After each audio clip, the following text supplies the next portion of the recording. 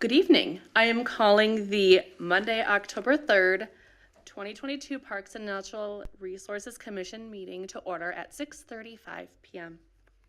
Tonight's Parks and Natural Resources meeting will be held in person and virtually by using Zoom. As chair, I will be leading the Parks and Natural Resources Commission meeting, and the public is welcome to participate when invited throughout the meeting. Members of the public may attend the meeting in person or join online via Zoom. If you experience any audio problems, we recommend you leave the meeting and then rejoin. This usually fixes the issue. Additional instructions on how to participate are posted online at burnsvillemn.gov in the public meeting calendar. As usual, tonight's meeting is available for viewing on BCTV and the city's website. If you are unable to participate this evening and would like to submit public testimony, I encourage you to email your comments to city staff or mail your comments directly to City Hall. Now, on to the agenda. The first item on tonight's agenda is the adoption of the agenda. Do any members of the commission have any changes to the agenda? Staff, do you have any changes? Nothing from staff. All right, may I have a motion to adopt the agenda? I so move. And is there a second? Second. All in favor say aye. Aye. Anybody opposed? And the motion passes. Second, let's move to the approval of minutes. We'll consider approval of the July 18th, 2022 Parks and Natural Resources Commission meeting minutes. Any changes from commissioners? Staff, are there any changes to the meeting minutes? Nothing from staff. All right, can I have a motion to approve the minutes, please? So move. Is there a second? Second. All in favor? Aye. Anybody opposed? That passes. At this time, are there any members on the public on the Zoom meeting who wish to speak?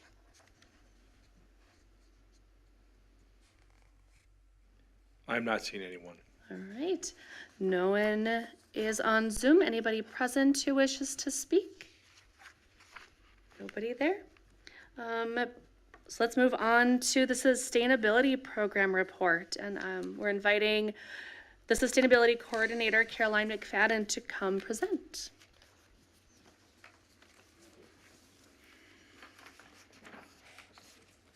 Thanks for having me. So for those of you on the commission who may have been on the committee for a while, I am not Sue Bast. You're probably used to getting your annual update from her. Sue retired in May, and I am now the sustainability coordinator for the city, and I was fortunate enough to overlap with Sue because she really was a leader in sustainability and recycling, not just in Burnsville, but in the state. So hopefully I'll give you this update and we can kind of carry forward the work that Sue started into the next years. But if it sounds like this update is being given by someone who's only been with the city for 4 months, now you know the reason. So let's get into it. This is what we'll talk about tonight. Just briefly, I'll go over some of the new programs for 2022. We'll talk about some of the ongoing programs and just what the impacts of them have been.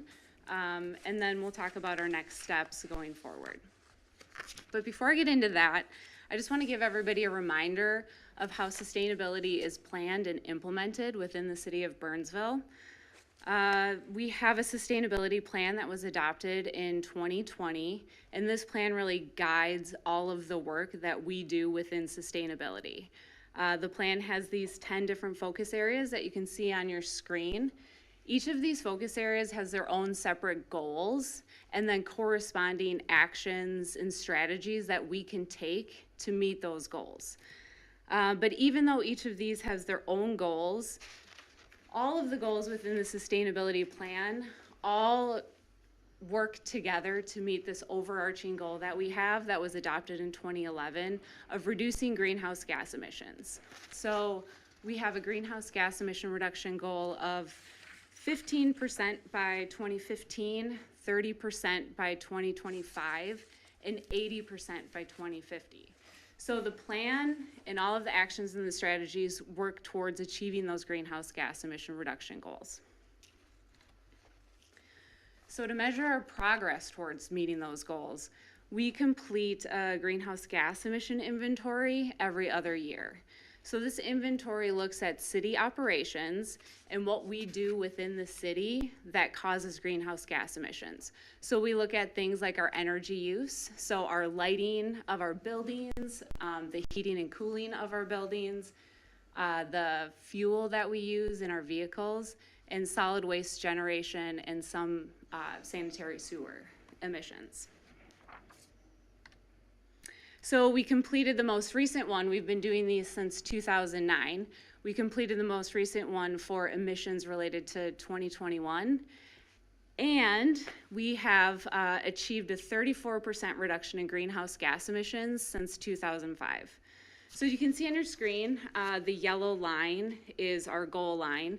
The blue line is where, the actual greenhouse gas emission reductions that we have realized every year. So far we have met the 2025 goal of a 30% reduction a few years early, which is very exciting. But as you can see with the blue line, our emissions change every year. It depends on if it's a really cold winter, we might be heating our buildings a little bit more, which gives us more greenhouse gas emissions. So it's important to continue to conduct these greenhouse gas emission inventories every other year so we can see how we're tracking and our progress towards our goals. And then the ultimate goal of an 80% reduction by 2050. So here's what it looks like, our greenhouse gas emissions by city function. Potable water. So this is the pumping, the treating, and the supplying everybody with drinking water is the majority of our greenhouse gas emissions. The next biggest slice is buildings and facilities. So again, this is the electricity that powers the lights and our cooling systems sometimes, and then the natural gas that powers our heating and cooling systems as well. Transportation is the third biggest chunk, but then I also want to call out streetlights and street signals at 9%. So I don't have a laser, but if I did, you'll see that potable water, buildings and facilities, and street lights and street signals, those three things are just energy. So that's just electricity and natural gas, and that's 87% of our greenhouse gas emissions. So those three things are definitely the biggest piece of where our emissions are coming from. And then transportation with 11%, so that's, city staff driving around. This is the same information, but over time. And what I like about this presentation is in the last slide, you saw that potable water was the biggest chunk of our greenhouse gas emissions, and it still is, but in 2005, it was an even bigger piece of the pie. So potable water, although it is our biggest emitter, has decreased greenhouse gas emissions by over 60% since 2005. Street lights and street signals has also decreased, and those are the biggest hitters. In buildings and facilities, and I just want to touch on this really briefly, because although it doesn't look like the emissions have changed over time, we're heating and cooling more space. So in 2005, we didn't have the Ames Center, and we weren't, supplying lights to the parking ramps in the heart of the city. So even though the emissions for that chunk haven't changed, our efficiency per square foot that we manage as a city has gotten better. So these are the two main reasons for our greenhouse gas emission reductions. The first is we're using less electricity. So a few slides ago, we saw that 87% of our greenhouse gas emissions was from energy. Most of that is from electricity. So we're using less electricity now compared to 2005, and that's going to drive our greenhouse gas emissions down. The second reason is we have a lower electricity utility emission factor. So what this is assigned to each utility company. So each utility company that supplies us with electricity generates that electricity in a different way, whether that's using coal or natural gas or renewable sources. So this electric utility emission factor is assigned to each utility company based on how they're sourcing their energy. So the more renewables and the less coal that they have in the grid to make electricity, the lower their electric utility emission factor is going to be. So because some of the utility companies that supply us with electricity have greened their grid and are using more renewables within their grid, that's helping us achieve some of our greenhouse gas emission reductions. So you don't just measure greenhouse gas emissions, you measure the activities that cause greenhouse gas emissions. So when we do this biennial greenhouse gas emission inventory, we're able to see the different activities that as a city we're doing that cause these greenhouse gas emissions, and it lets us see if there are different areas that we can target to reduce our emissions. So other achievements we've had since 2005 that we get to see when we do these inventories is we're using less fuel in our fleet vehicles. So this might be partially because the inventory was from 2021, so maybe there was some, less travel because of the pandemic, but a lot of that is because our vehicles have gotten more efficient. So we're using less fuel in them. We've also reduced our energy use by 8%. We're generating 5% less trash, and our streetlights and signals are using 26% electricity. And that's mostly just from switching out from the old light bulbs to more energy efficient LEDs. So LEDs are like 75% more efficient, but also they last a lot longer. So we don't have crews going out and replacing light bulbs as frequently, and they hold up to the extreme weather that as Minnesotans we're familiar with. So they handle extreme weather a lot better. So that's it for the inventory. Does anybody have any questions on that? Well, in terms of trash, we've been doing a lot more with things like the food truck programs. Does that generate more trash significantly or not? Like different events? Yeah. No, and they're pretty consistent over time. And a lot of those events, sometimes we've been trying to target increasing recycling at them or doing different types of organics diversion. But in general, those events, besides maybe the Burnsville Festival, the few weekend events generally don't generate enough trash to make a huge impact overall relative to how much we're generating as, in our city operations every day.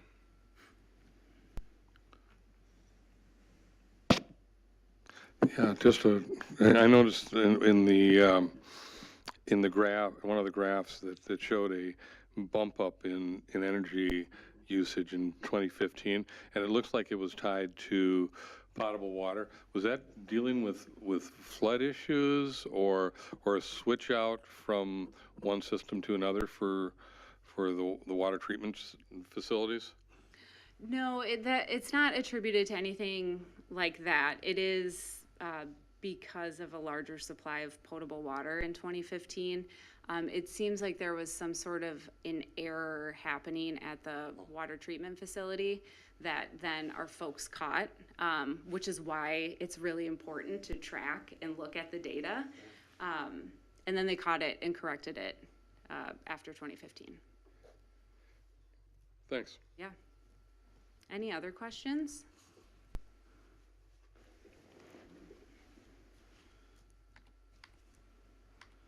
All right, if something comes up, let me know. Otherwise, we'll keep moving on.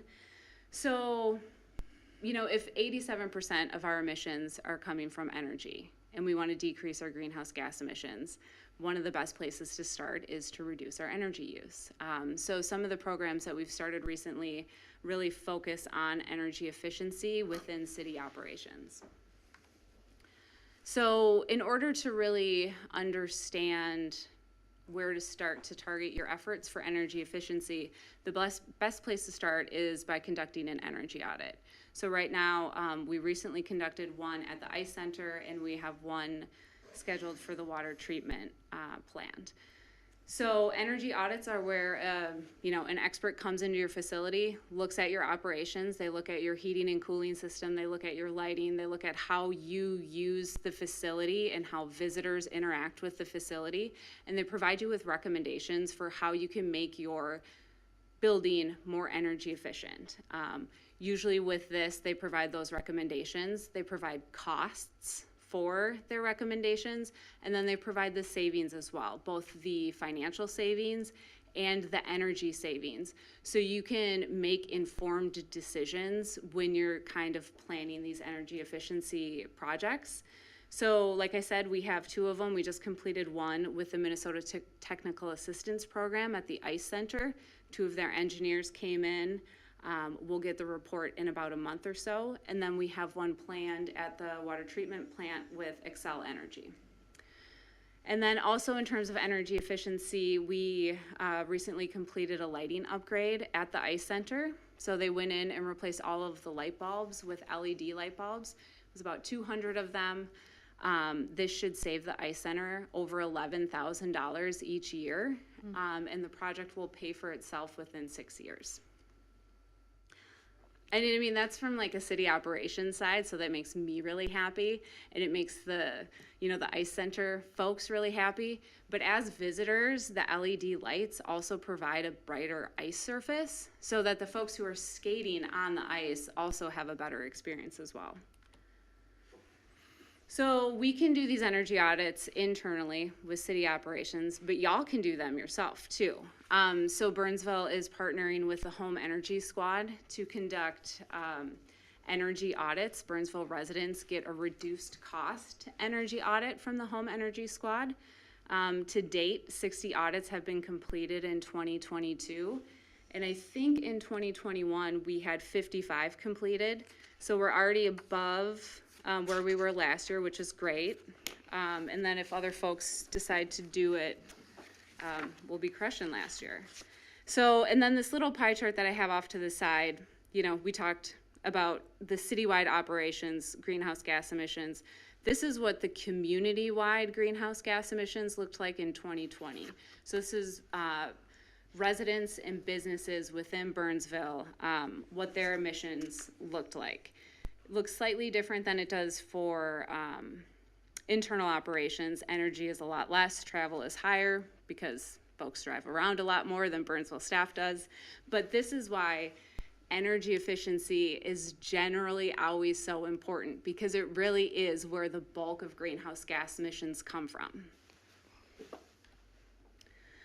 So you can make your building, you can button it up as much as possible, make it as energy efficient, change out the LEDs, get new windows, do all of that. But we're still gonna use energy, right? We're still gonna have meetings at night that need to be lit up. We're still gonna heat our space in the winter. So if you wanna continue to offset your greenhouse gas emissions, the next place you look is renewable energy. So Burnsville this year participated in a solar group buy. So this was available to Burnsville residents and businesses where they could participate in the Grow Solar program.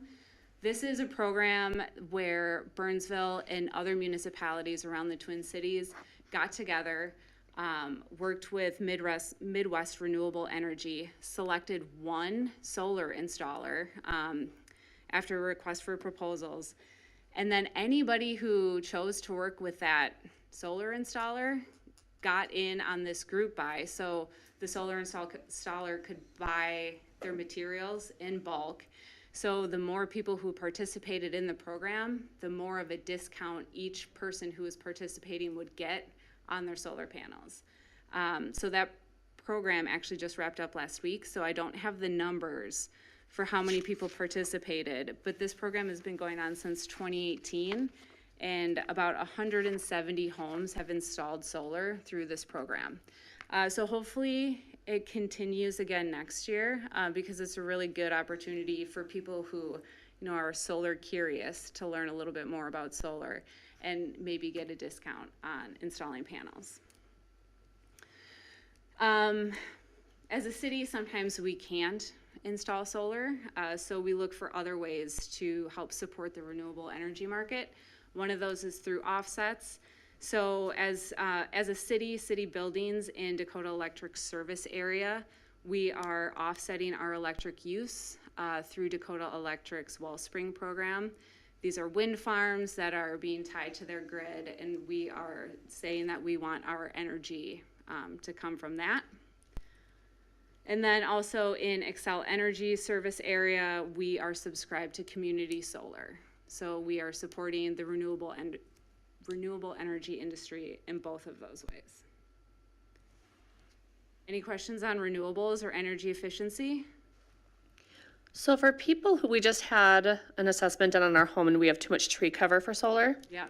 is there available options for other community members, such as myself, that could do other renewable programming? Yeah, so it depends on who supplies your electricity, but you can participate in the Wellspring program if you get your electricity through Dakota Electric. And so the Wellspring program it's called a Green Power Purchasing Program. So that's one of the programs where you pay a little bit extra on your utility bill, but you're saying, I am offsetting my electricity use with this wind farm. If you're supplied by Xcel Energy, you have a similar option. They have a wind farm as well that you can pay a little bit more on your bill. But Xcel Energy has has community solar gardens. So community solar gardens are a little different. Instead of paying extra, you actually generally get a reduced rate on your electricity bill. So it depends on what your goal is. If you just want to support the renewable energy industry, I would generally say do a community solar garden because you'll save money. But then you can't claim, you don't own the renewable energy like you do through one of the green power purchasing programs.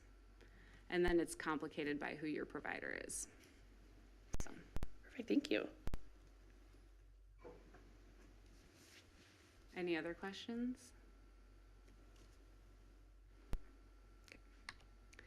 So I love data. So you will just have to entertain me for a second while we go through some of the old programs, not the old programs, the ongoing programs, and just seeing what their impacts are. Because I think we, start these programs and then kind of just let them do their thing. But it's really important to revisit what they look like. So here's a community solar garden. So this is just Xcel territory because Xcel in Burnsville is the only electricity provider that offers community solar garden.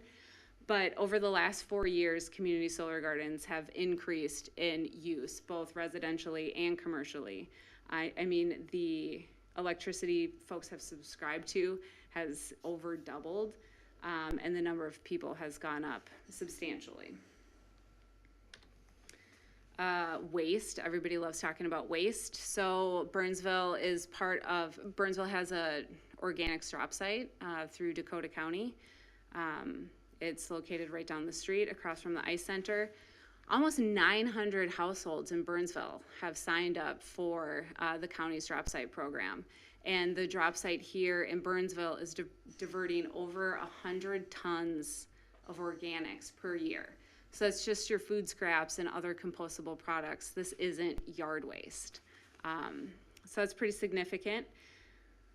The city, or Dakota Valley Recycling specifically, also holds different collection events. So whatever you have to get rid of, whether it's pumpkins or holiday lights or mattresses, there might be an event for you, and lots of Burnsville residents are participating in them. We have electric vehicle charging stations. We have 3 stations at the heart of the city. This graph shows the use just in 2020. What I like about this graph is it shows frequent and pretty regular use. And already in 2022, people have charged 16 megawatt hours of electricity at the charging stations. And in 2021, it was only 12. So that signals that these charging stations are getting used more often for longer periods of time maybe, and maybe that means more folks are adopting electric vehicles within the city. the Grow Burnsville program. So this is, I think, something that Sue talked to y'all about. And so I just wanted to give a quick update on it. The Grow Burnsville program has 3 different components: a food forest, a market garden, and a community garden. The food forest was hopping this year, lots of raspberries and service berries and currants. That's something folks can just stroll through it, take fruit as it's fresh, and eat it. The market garden is more planned. It's managed by the Parks and Rec folks, but this year they had almost 5,000 pounds of produce grown and donated to 360 communities. So that's going directly back into the Burnsville community. And it also gives job experience to 8 interns who are working there over the summer. And then the community garden, unlike a solar garden, this is for food. Almost, not all, but most of the plots were assigned. So next steps, what we're looking at for next year and some of the years to come, we are hoping to get something, there's so much data related to sustainability. So we're hoping to get a hub site. So this is a more interactive site that can have real-time data and charts available to the public whenever. It's pretty much taking the sustainability plan, digitizing it, and making it as an interactive model with all of this data and many more in it. We are also looking to get more EV charging stations. So like I mentioned, we have some at the heart of the city. We're looking to get them at our parks and other popular parking areas around the city, so folks can charge where it's convenient. We're looking at doing multifamily building energy assessments, or more so promoting the opportunities that folks have. Residents have the home energy squad that I talked about, but that's only, they would just come into one unit in a multifamily building. This multifamily building energy assessments would come and look at the building as a whole, and hopefully provide some energy efficiency recommendations. And then we're looking at different ways to reduce wasted food. So food that is edible, that could go to someone who needs it, looking at ways to capture that out of the waste stream and give it to those who need it. So that is it. Sustainability in a nutshell right there. So if anybody has any questions.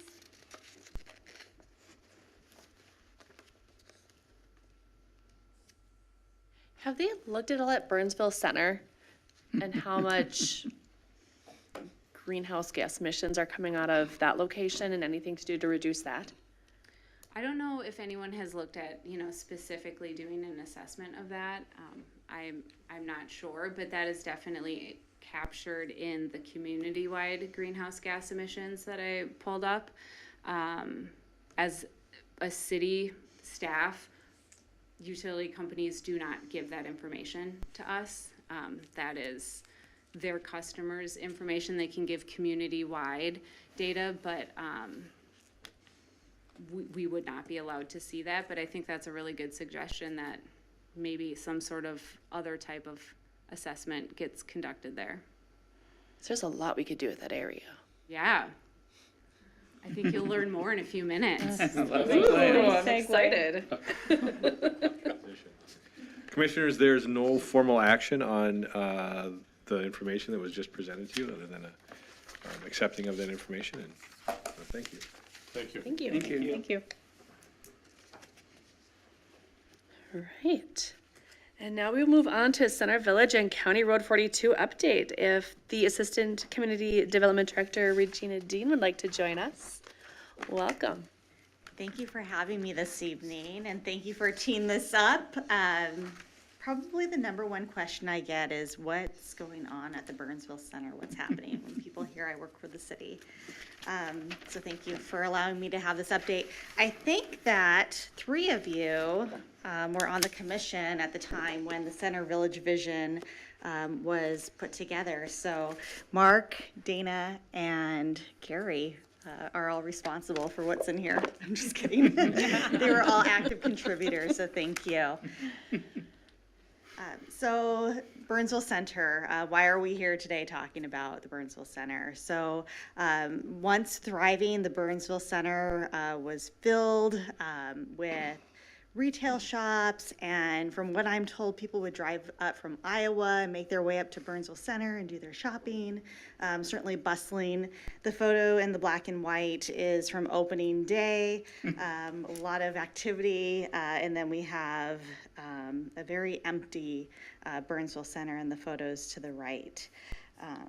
So our city council could see that the Burnsville Center was starting to lose leases, a lot of vacancies were starting to occur, but there was also an overall concern about retail in general, and people moving to a lot of online shopping. We have a large retail corridor around County Road 42, so there was concern about what's going to happen around the Burnsville Center, County Road 42 corridor.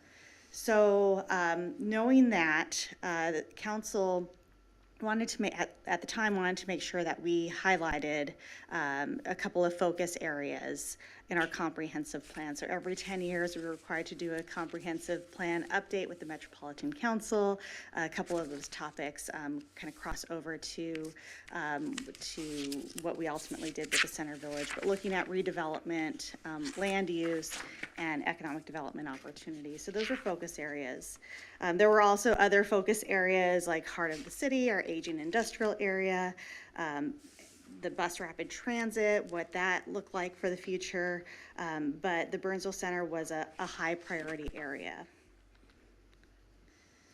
So Burnsville Center retail, again, focus area. At one time, when the comprehensive plan was going through this 2030 to 2040 comprehensive plan transition, the entire area around the Burnsville Center was in this red color zone business.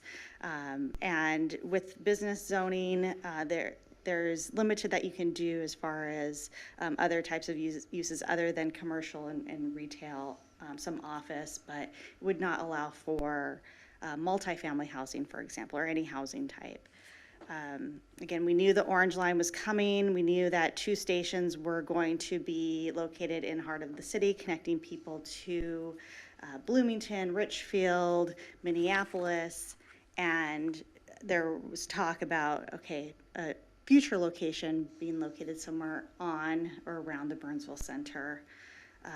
We talked about the challenges facing retail in general, and so we dove into the creation of the Center Village vision, which I showed all of you, the actual product of a lot of the outreach and study and stakeholder involvement that was done. So with the Center Village vision, there was a specific area that was identified for further study, and that was south of McAndrews, north of South Cross, east of County Road 5, and generally west of, what is that street? Nicollet? Portland. And then that was the general area identified to look at, okay, where are we drawing from? The medical campus, or Park Nicolet's located, Fairview, that was encompassed in the larger area, as well as some of the housing, and then even kind of off this map, the industrial area, industrial office corridor, that's just to the west of this area, bordering Savage. So that was the general scope, and then we narrowed in further, and a lot of the detailed work in the Center Village vision is around the red circled area, which is north of County Road 42 and south of County Road 42. So the Burnsville Center proper property, and then just north of that where Costco, Target, Total Wine, and some of the other big box stores are located. So our consultant, Damon Farber, looked at precedent examples. You know, what are other regional malls doing, not only locally, but within the United States? So Ridgedale and Minnetonka, Southdale, and then a mall within the state of Colorado was looked at as a precedent. What could be done with redevelopment efforts and who's doing things and who's doing things well. So we look to these other sites as examples. They're all regional malls or regional destinations, large parking fields. What are they turning into? Housing, entertainment type uses, hotel, and if they're getting that, you know, what are some of those lessons learned that we can learn from them? We did a lot of public outreach through in development of this vision or this plan, online surveys. We were at Night to Unite, handing out information, engaging with the public, hearing what people wanted around the Burnsville Center, stakeholder meetings, open houses. Did a Wordle with our questionnaire to see what do people want to see there. As you can see, parks and restaurants are, entertainment are really some top vote getters there. And then people want a walkable destination and certainly want to refresh from what's there. So we took that information and ultimately Damon Farber came up with this plan after taking all of that information, the precedent examples, and spelled out what, in a visual format, how the area could look in time. And this is just a graphic that shows how that parking field can be transformed into more density and a more walkable urban environment, creating a grid-like pattern, incorporating park and open space, tree-lined streets, walkable connected area. The area north of County Road 42, that is, I would say, a long-range vision. So this is where Target's located, Total Wine. Really, I think this is probably, my guess is probably a 20 to 40-year plan north of County Road 42. Those businesses are doing very well, very successful, but it does show the opportunity for housing north of County Road 42. And then south of County Road 42, again, the mall parking lot really filling up. And what we see is that the area could transform over time and kind of a 0 to 5 year, 5 to 10 plus year, going from, you probably can't see that. Oh, can you see my arrow? So this is, to orient yourself, I-35W, County Road 42. This is location of the vacant Sears, the mall property. This is Macy's and then JCPenney somewhere around here. So really you're talking about this area on the eastern portion is kind of our 0 to 5 year plan. We think development activity is going to occur there first and then transition as you move west and start to kind of fill in and populate. The reason for that is because the Sears is vacant, so we think more activity will happen there with willing partners. I'll go back to this. Whoa. Some things I want to point out from a Parks Natural Resources lens. One of the things that was highlighted was Early Lake, south of South Cross, south of the mall property, and it's great if you know about it. But if you don't know about it, it's like this little hidden gem, and the consultants and I think some of the staff and the people that were around the table said, I think it'd be great to connect a linkage. So the vision shows how the area from the north could be connected to Early Lake to really enhance that amenity. We also show on the southern portion of the mall property opportunity for park space. This isn't something that I should step back. We don't own any of the mall property. It's all owned by private property owners. And so anything that happens will likely be negotiation with the property owners at the time to seek out some of these cool features that we have highlighted in concept here. Looking back to precedent examples, Minnetonka is a great example of negotiating with one of the department stores to do have a park space within the mall property. So that was part of their negotiation with the property owner. Perhaps we can do something similar here. But beautiful views looking to the south, and that's something that if we'd like to take advantage of. So the plan goes into more details of how park and open space can be integrated, pedestrian and bike network, and then transit locations for future Orange Line bus rapid transit. It's very conceptual, but it is a great guide to help us communicate with the property owners and future developers of expectations. One thing I have not pointed out yet is a pedestrian and bike connection that was highlighted either under or over County Road 42. One of the things that we heard through our surveys and through observation through development of the Center Village is one, County Road 42 is just very difficult to cross. It's hazardous. And there's a lot of people that work north of County Road 42 or work south of County Road 42 and are trying to make that transition. And so one of the things that was highlighted was you should think about doing some sort of safe pedestrian or multimodal type connection. So this shows, this example shows going under County Road 42.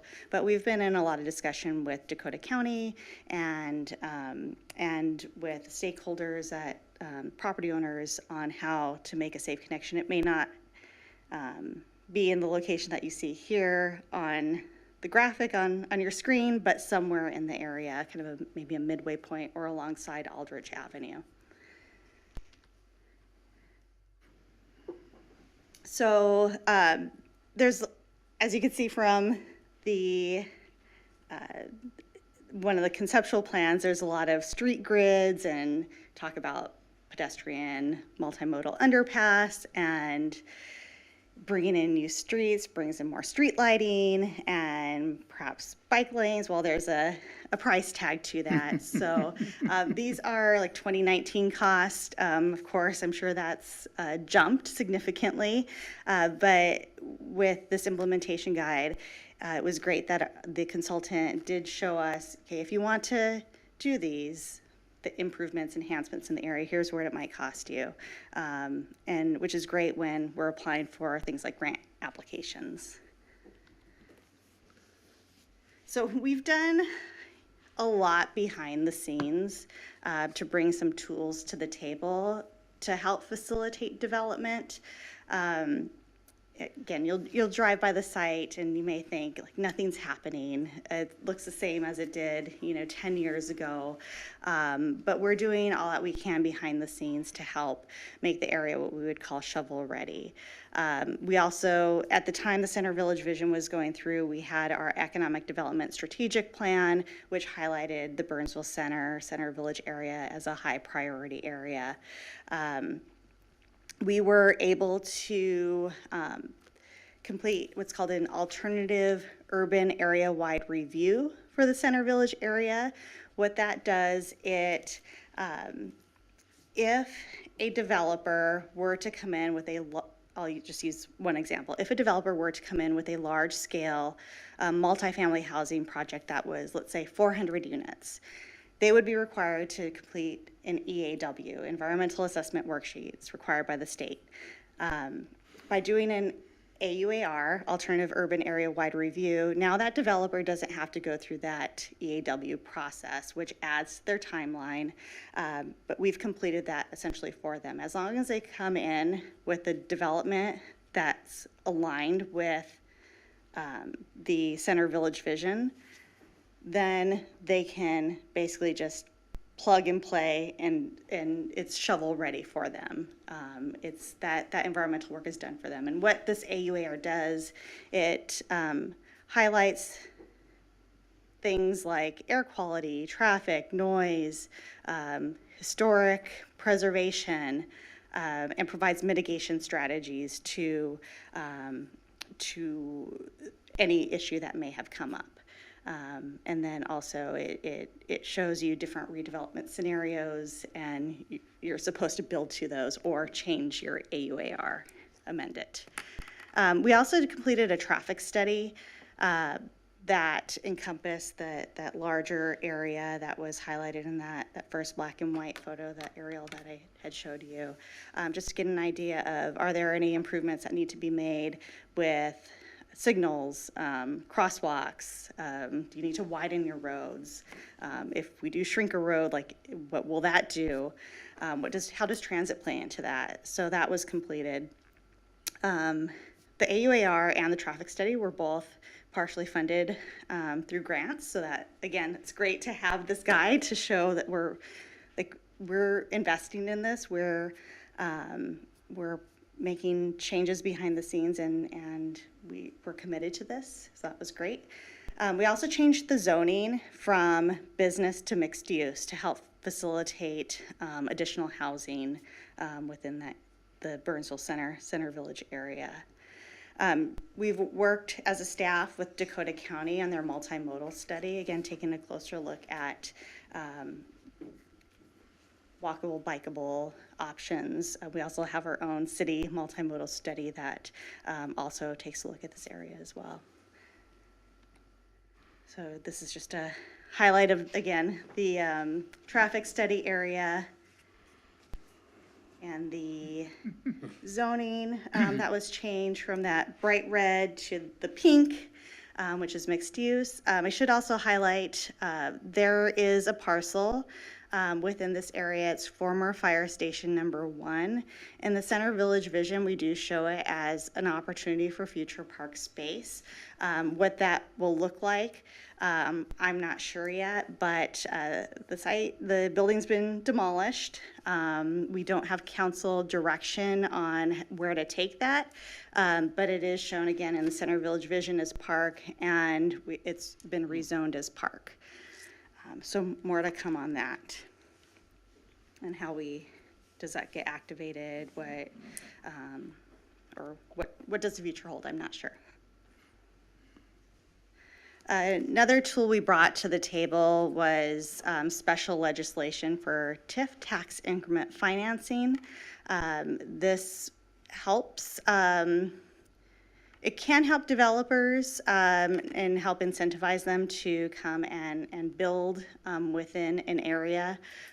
If an area is blighted and they propose to redevelop, it can be an attractor to a developer, but then also if we have a tax increment financing district, we can use what's called the increment towards public improvements, things like parking structures, roadways, sidewalks, and street lighting.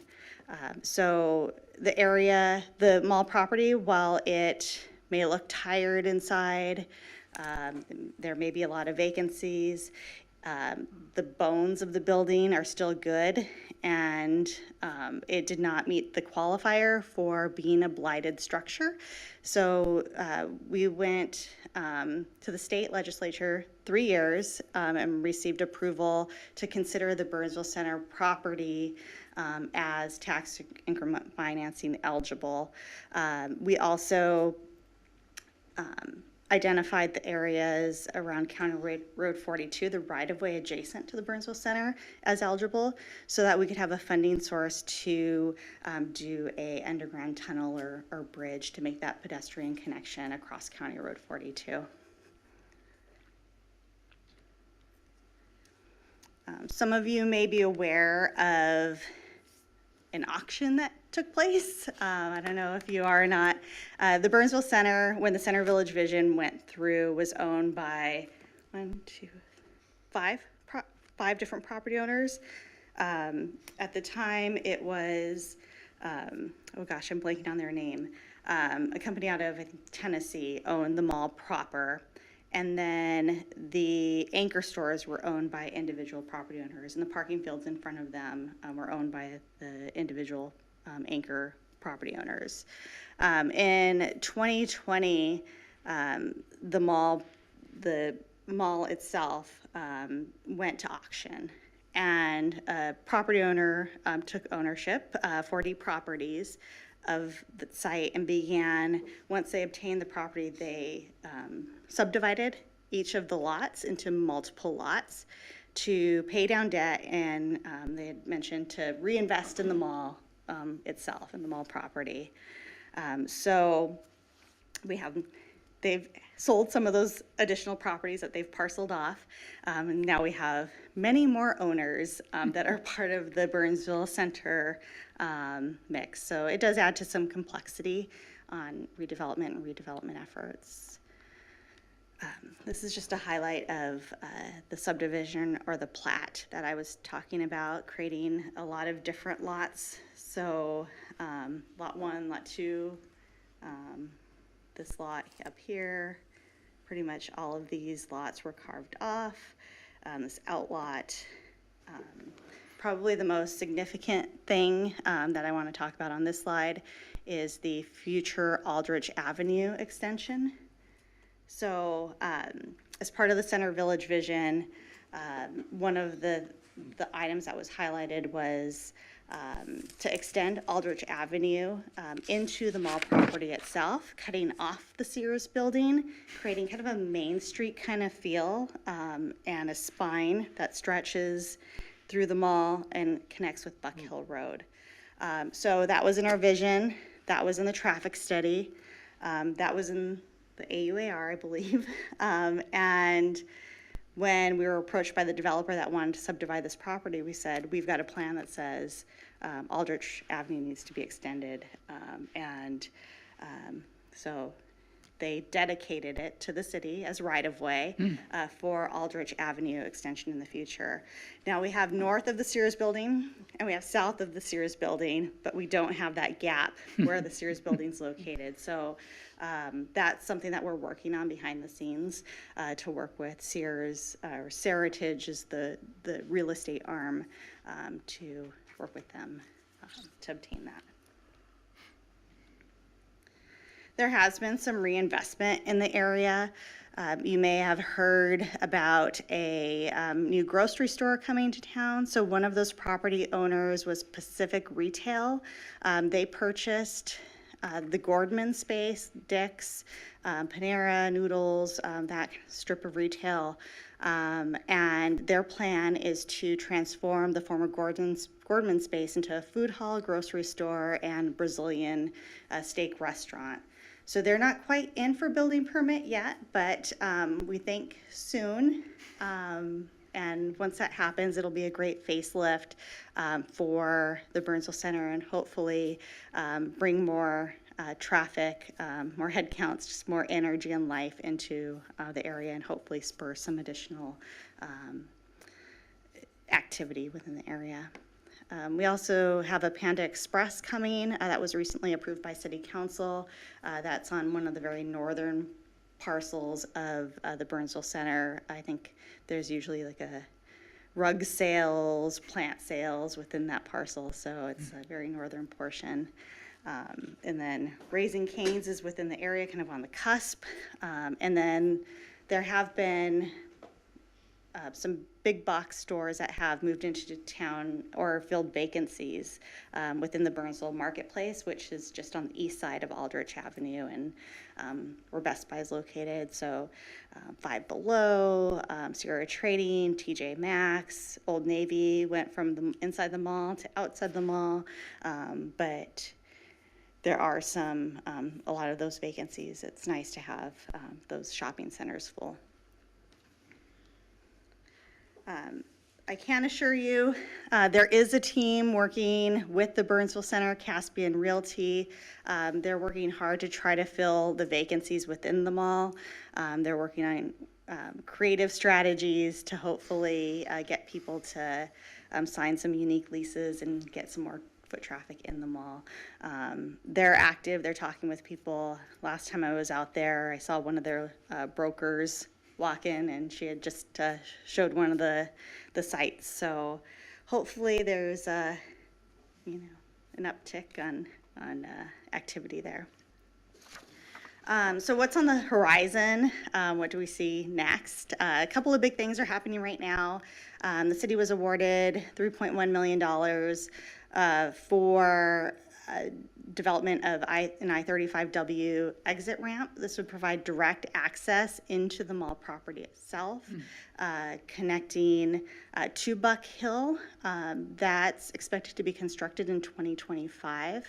And then we're also exploring Aldrich Avenue extension. We're doing a pre-design for that. We don't have funding to construct that, but we're at least have some of the pre-design work that's being worked on right now by a consultant in our engineering team. They're doing a lot of stakeholder outreach, and if you want to add your comments and want to review this in greater detail, it is live and active on our city website. We were able to get grants, a TED grant, economic development grant for I-35W, and also for the pre-design work on Aldrich Avenue. Again, a lot because of this implementation plan that we have. We're also looking at ways to integrate the ideas that came about from the city's multimodal study. Of course, the sustainability plan, there are elements of sustainability within the Center Village vision, but as we dive deeper and are talking to developers and property owners, there's opportunity to bring up some of the city's vision and work that's been done through previous plans or other plans and integrate them. We are still planning for an Orange Line extension. Dakota County is the entity that would locate and build a station somewhere around the Burnsville Center. It's dependent on redevelopment. So they won't build it until the development comes. So we're just continuing to have conversations with them, and I think as we get closer, those conversations will continue to ramp up. Minnesota Valley Transit Authority, they provide local transportation and connection with other nearby communities and into Minneapolis. They're looking at improvements within the area too. They're looking at a east-west bus rapid transit connection as well. So there may be more engagement opportunities surrounding that in the future. So we just, from a city staff standpoint, we're continuously implementing ideas from the Center Village vision, and that'll continue, I'm sure, for years to come. Whenever we have the opportunity, we do seek out public-private partnership opportunities and negotiate all that we can with developers to align with the community's expectations. The Seritage site, that's the site that Sears owns on the east side. We're in conversations with them about future development opportunities. We don't have a formal application, but we think we might get something soon. They are also engaged with that I-35W work and the Aldrich Avenue extension work. So we're working together, we're talking, and they're engaged. And then there's a couple of vacant parcels available that were created as part of the subdivision plat work that was done by the newer Burnsville Center property owner. So those are marketed, and time will tell on what those become, but they're well aware again of the Center Village vision. It wasn't created when they were owners, but they're aware of the vision, they're receptive, and we just continue to work with them, and hopefully you'll see some activity and some of the large asphalt parking fields shrink in size, bring more green space, right, to the area. And that's it. Any questions, any details that you want explained further? There's lots of links in your background to different studies if you really want to dig in. Well, just going back to Early Lake, how much of that does the city own and how much of it is privately owned? Good question. I don't have that answer for you. I don't know if JJ, if you know much about the park and. I was just trying to think that through, Commissioner Donson, and I don't have that answer, but it is something that we can include in next month's packet of information. Okay, because I see lots of townhomes and stuff down in that area, so. Question. You have a number of stakeholders with the Burnsville Center.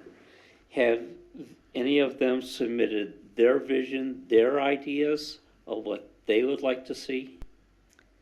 Not formally, no. We have not received anything specifically from the stakeholders. During development of the Center Village vision, Macy's, JCPenney, Sears at the time, and the mall property owner, as well as other partners were at the table, but they never submitted anything like, here's my plan, here's my vision. There's also been a lot of staff turnover at those different companies, so that's been interesting, just trying to, okay, who's the latest person that can make decisions, and connecting with them, but I have not seen anything formal. Okay, follow-up question. On the one slide, you showed Southdale, Ridgedale, and, you know, Ridgedale always seemed to be fairly vibrant. You know, Southdale was in trouble. How do their vacancy levels compare to what we're experiencing at the Burnsville Center? Good So question, yeah. Are we actually comparing apples to apples, or, you know? I don't have the specific numbers with me. Last I checked, Edina did have a lot of vacancies. Southdale had a lot of vacancies. Ridgedale and I know Rosedale did not have a lot of vacancies. Eden Prairie has a lot of vacancies. Burnsville Center has 62 spaces that are available for lease right now. It's a lot. I can say, just from my own experience, Burnsville Center does not show well inside compared to Southdale, Ridgedale, and Rosedale. Are you aware of what the strategy that Ridgedale and what Southdale is doing to try to, you know, rejuvenate their malls? We, yes, I follow what's going on through like the Minnesota Commercial Real Estate Association and different avenues. Southdale did use tax increment financing to do some improvements within their area, that area. Ridgedale, again, they did some roadway improvements within the area with I-494. They're also actively working with, they had actively worked with JCPenney and Dick's to locate there. But I guess I kind of keep tabs from afar, and others do as well here at the city. There's different property owners, different mall owners, which have different level of interest, and of course, you know, they each have their different portfolios across the country, and so that's also unique. You know, So you have to have a willing. Sure. With the stakeholders at Burnsville Center, because you have so many, are they in alignment with each other, or they each kind of have, I want to do this, I want to do that? Is there any type of unity, I guess, or common voice? I'm not sure how much they talk to each other. I don't know that. But no one has submitted any vision or ideas of what they want to do? I have not seen that, no. Okay.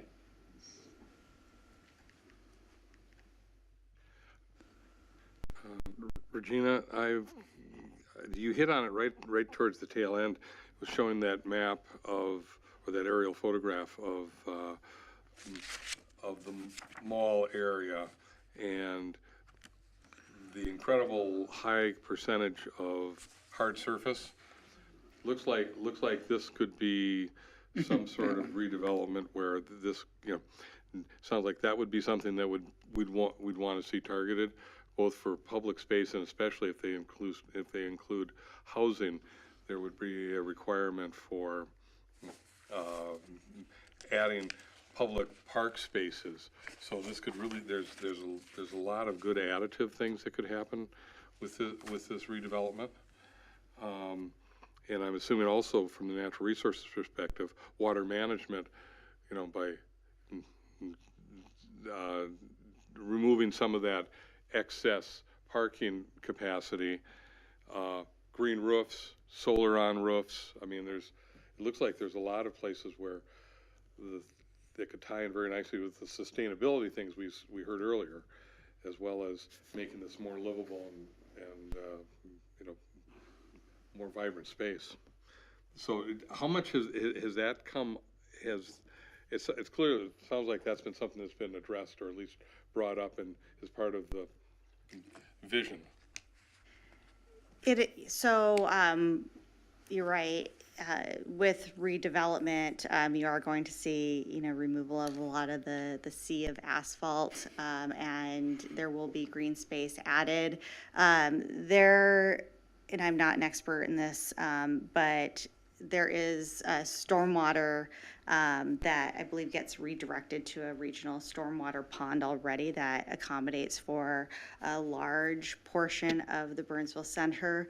But with redevelopment, we will have requirements that talk about, added green space and open space for some of the uses. So it will green up as far as landscaping.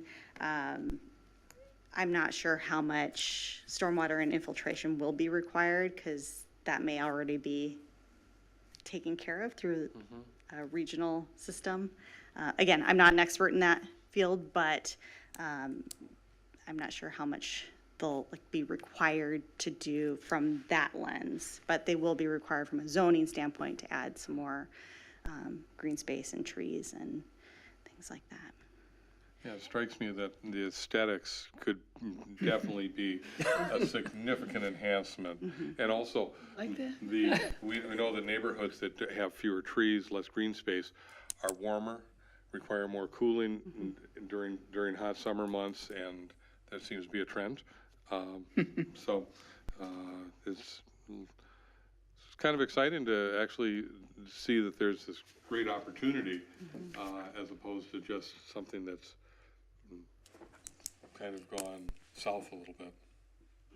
And branching off what Commissioner Cleveland was saying, have they looked at all, I'd be curious to see if they looked at the Maplewood Mall at all with they have this beautiful, like a bunch of rain gardens, but then like a water holding tank that then filters through the rain garden. And so I'd be really curious if that's something that'd be possible to integrate into the planning as well.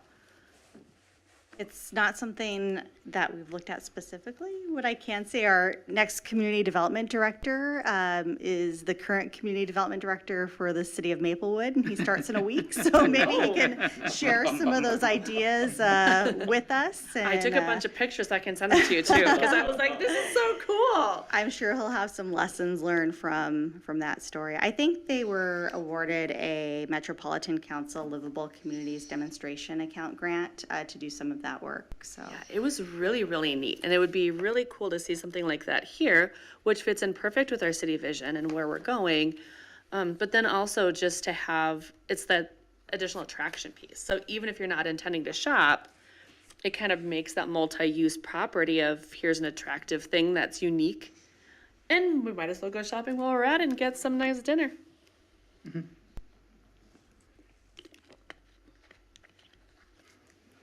great. Well, thank you. It's definitely a work in progress. Again, we've done a lot behind the scenes and we'll continue to work, and it's a high priority area, not only for the city, but the community at large. Like I said, it's the number one question I get, what's happening at the Burnsville Center. So more to come. Well, thank you. Thank you. All right. Well, our next meeting is November 21st, 2022. Anything else from staff this evening? Commissioners, please begin your thought process on what you would like to hear about from staff in 2023. The information that Regina just provided is an example of an idea that came from you at our last planning session in December about what it is you wanted an update on, of something that was happening in the city that had an impact on parks and natural resources. So please begin to formulate those thoughts and ideas so that when we get to our December planning session, we can generate that list of ideas for 2023. Perfect. At this time, I'm going to request a call for adjournment of the October 3rd, 2022 Parks and Natural Resources Commission meeting. Do we have a motion? So move. Do we have a second? Second. All in favor, say aye. Aye. Anybody opposed? All right, have a lovely evening, everyone. Enjoy the last bit of our warm weather, and we'll see you in November.